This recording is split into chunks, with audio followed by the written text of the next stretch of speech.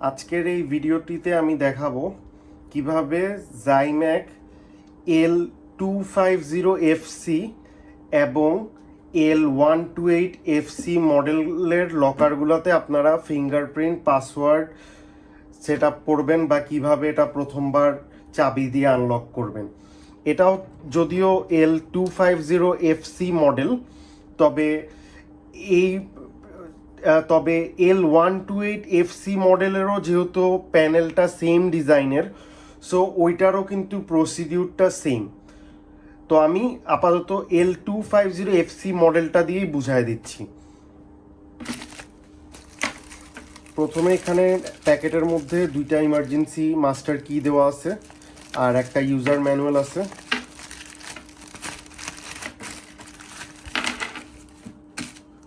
প্রথমেই যে আমি চাবি দিয়ে আনলক করব, চাবি দিয়ে আনলক করার জন্য এদিকে একটা প্লাস্টিকের একটা কভার আছে। কভারটার একদম বাম পাশে মানে লেফট সাইডে আমি নখ দিয়ে একটু চাপ দিব, এই যে কভারটা খুলে গেল। তারপর চাবিটা আমি স্ট্রেইটভাবে এখানে ঢুকাবো, মানে চাবির এখানে কিন্তু একটা দাগ আছে, ওইদিকেও কিন্তু একটা দাগ আছে, ওই দাগটা আমার মিলাইতে হবে। মিলায় আমি স্ট্রেইটভাবে চাবিটা ঢুকাবো। ঢুকানোর পর কিন্তু আমার চাবিটাকে একটু প্রেস করতে হবে, মানে চাপ দিয়ে ধরতে হবে, কারণ এটার ভিতরে স্প্রিং থাকে। আমি কিন্তু চাবিটা ঢুকানোর সাথে সাথে ঘুরাইলে হবে না। চাবিটা ঢুকানোর পর চাবিটাকে চাপ দিয়ে ধরে রেখে আমি চাবিটাকে বাম দিকে ঘুরাবো, বাম পাশে ঘুরাবো, মানে অ্যান্টি ক্লকওয়াইজ। এই যে বাম পাশে ঘুরাইলাম। তারপর হ্যান্ডেলটাকে ডান পাশে মানে ক্লকওয়াইজ ঘুরাইতে হবে। এই যে আনলক হয়ে গেল। এখন এটাতে আমি 4টা ডাবল এ ব্যাটারি ইনস্টল করব, মানে মোটা পেন্সিল ব্যাটারি।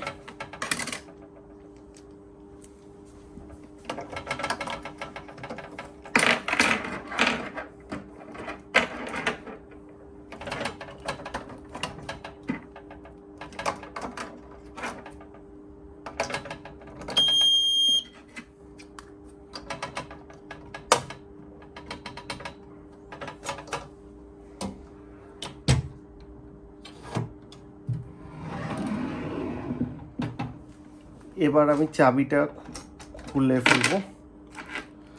চাবিটা কিন্তু অবশ্যই আমরা সব সময় লকারের বাইরে রাখবো।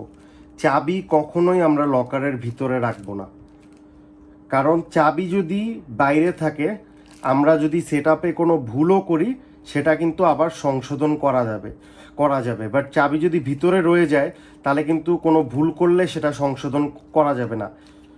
এছাড়া বিভিন্ন ক্ষেত্রে চাবি কিন্তু প্রয়োজন হতে পারে। পাসওয়ার্ড ভুলে গেলে বা ব্যাটারির চার্জ শেষ হয়ে গেলে অথবা ফিঙ্গারপ্রিন্ট ম্যাচ না করলে তখনও কিন্তু চাবিটা প্রয়োজন হবে। তো চাবিটা সবসময় আমরা সাবধানে অন্য কোথাও রেখে দিব। এখন আমি চাবিটা সরায় রাখলাম।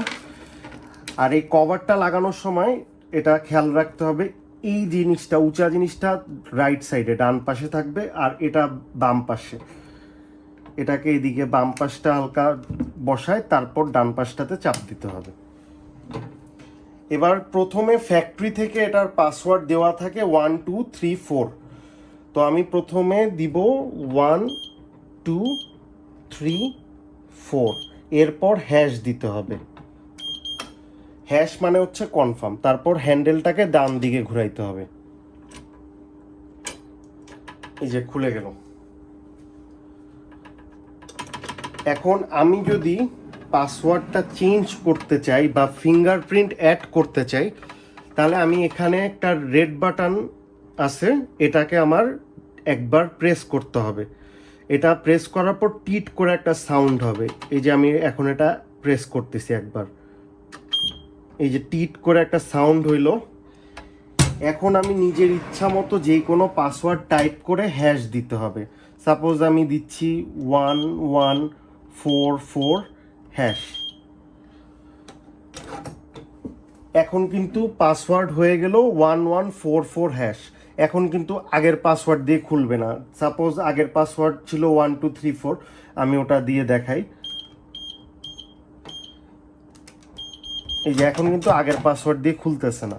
এখন আমি নতুন যে পাসওয়ার্ডটা দিছিলাম 1144 ওটা দিতে হবে, 1144, তারপর হ্যাশ দিতে হবে আর হ্যান্ডেলটাকে ঘুরাইতে হবে। একটু আগে আমি দেখাইলাম কিভাবে পাসওয়ার্ড চেঞ্জ করতে হয়, এখন আমি দেখাবো কিভাবে ফিঙ্গারপ্রিন্ট অ্যাড করতে হয়।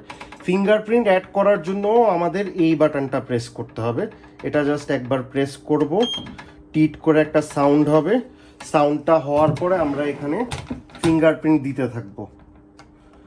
এটা খুব দ্রুত দিতে হয়, একটা নির্দিষ্ট টাইমের মধ্যে না দিলে কিন্তু কমান্ডটা ক্যান্সেল হয়ে যায়। তো আমি এখানে এই ভিতরে রেড বাটনটা প্রেস করলাম, তারপর এখানে আমি ফিঙ্গারপ্রিন্ট দিব, আবার দিব, এটা বারবার দিতে হয়। যে এখন ফিঙ্গারপ্রিন্টটা অ্যাড হয়ে গেছে, যে এখন আমি ফিঙ্গারপ্রিন্ট দিয়েও খুললাম। তার মানে ফিঙ্গারপ্রিন্ট অ্যাড করতে হলেও এই বাটনটা প্রেস করতে হবে, পাসওয়ার্ড চেঞ্জ করার জন্য এই বাটনটা প্রেস করতে হবে। আর এই বাটনটা প্রেস করার পর কিন্তু বেশি দেরি করলে হবে না, এই বাটনটা প্রেস করার পর খুব দ্রুত ফিঙ্গারপ্রিন্টটা অ্যাড করতে হবে, বা পাসওয়ার্ড অ্যাড করলেও যত দ্রুত সম্ভব অ্যাড করে নিতে হবে, নাহলে একটা নির্দিষ্ট টাইম পরে কিন্তু ওটা অফ হয়ে যায়, তারপর আবার এটা প্রেস করতে হয়।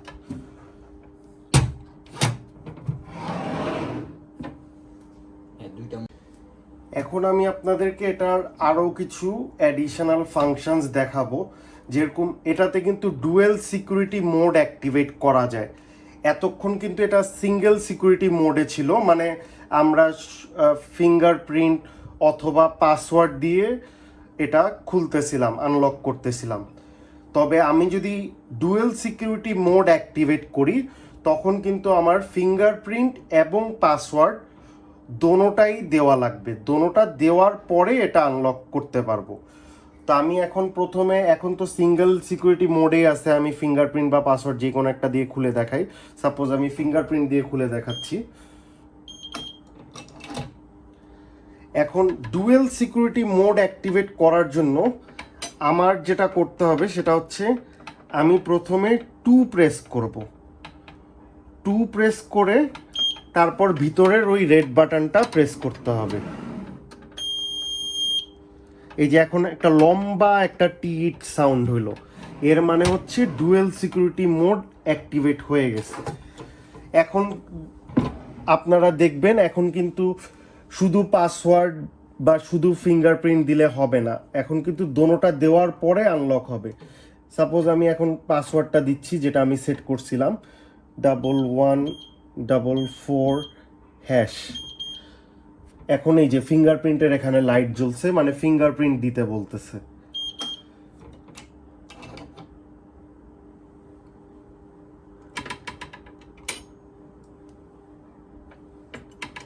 এখন আমি যদি আবার সিঙ্গেল সিকিউরিটি মোডে এটাকে নিয়ে আসতে চাই তাহলে আমি 1 প্রেস করব, 1 প্রেস করে তারপর ভিতরের রেড বাটনটা প্রেস করব। তো প্রথমে আমি 1 প্রেস করি, তারপর ভিতরের রেড বাটনটা প্রেস করব। এই যে এখন লম্বা একটা টিট সাউন্ড হইলো, মানে এখন সিঙ্গেল সিকিউরিটি মোড অ্যাক্টিভেট হয়ে গেছে। এখন আবার আমি ফিঙ্গারপ্রিন্ট বা পাসওয়ার্ড যে কোনো একটা দিয়েই খুলতে পারবো, কারণ এখন আমি সিঙ্গেল সিকিউরিটি মোডে ফেরত নিয়ে আসছি। এই যে এখন আমি সাপোজ পাসওয়ার্ড দিচ্ছি, হ্যাশ, এই যে এখন আবার সিঙ্গেল সিকিউরিটি মোডে ফেরত আসছে। আরেকটা ইম্পর্টেন্ট জিনিস হচ্ছে এই ডিভাইসটা, এটার সাথে একটা এক্সটার্নাল পাওয়ার ডিভাইস দেওয়া থাকে। কখনো যদি এটার ব্যাটারির চার্জ শেষ হয়ে যায় আপনি চাইলে চাবি দিয়ে খুলেও এটাতে ব্যাটারি ইনস্টল করতে পারবেন, অথবা এইটাতে বাইরে থেকে এটাতে 4টা ব্যাটারি লাগায় এটা দিয়েও কিন্তু পাওয়ার দেওয়া যাবে। এখানে নিচে একটা পোর্ট আছে, এই নিচের ওই স্লটে পোর্টে ঢুকাইতে হবে, তারপর এখানে 4টা ব্যাটারি লাগাইলেই বাইরে থেকেও কিন্তু আপনারা এটাকে পাওয়ার দিতে পারবেন।